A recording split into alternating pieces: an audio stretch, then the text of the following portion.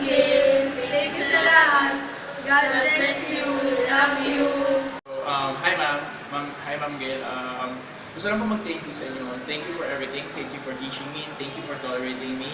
And I know that sometimes I'm really naughty or make jokes, but all of those naughtiness or all of those jokes only have one purpose, and that is to make people smile, to make people happy. And I never decide anything, or I never decide to hurt anyone or to affect anyone or to break someone's heart.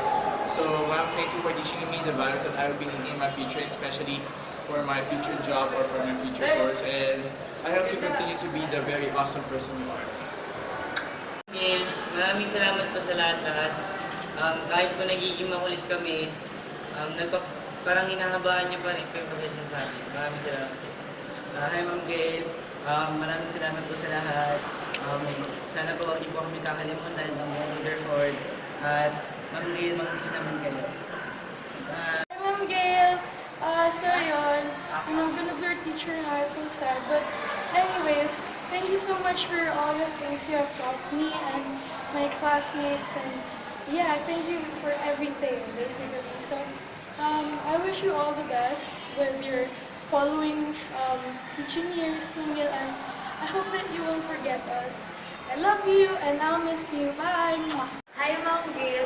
Ano po, thank you po sa lahat po sa napakabait niyo po. Sorry po sa mga kasalanan ko sa pagiging makulit ko. Pero po, swear po, masyado po kayong mabait, masyado po kayong kind sa amin na yung mga outputs po namin na hindi pa po namin pinapasa, tinatanggap niyo pa rin po. So yun po, thank you po and sana po magkita po tayo. Bye, Ma'am! Bye, Ma'am Gail. We will miss you. Thank you for everything. We wish the best of you. Hi, Ma'am Gail. Thank you po sa lahat ng mga naituro niyo sa amin. Thank you din po sa mga mahabang pasensya niyo po sa amin. I love you, Ma'am Gail. At salamat po ulit sa lahat. Bye-bye! Una po sa lahat, thank you po sa lahat talaga na tinuro niyo as in lalo na po yung sa career. Kasi parang nahihirapan po ako mag-isip ng career ko. So, thank you po sa pag-shed ng light sa path ko. At thank you po sa mga natutunan ko sa'yo. So, subukan ko po yung best ko na isabuhay po lahat po ng tinuro niyo para po mag-continue na rin po yung memory niyo with him po. So, thank you ma'am. I love you po. Thank you. Maraming salamat nga po pala sa lahat ng lessons niya. At sa pagiging patient po sa amin, wala akong hindi nagpasa ng outsource.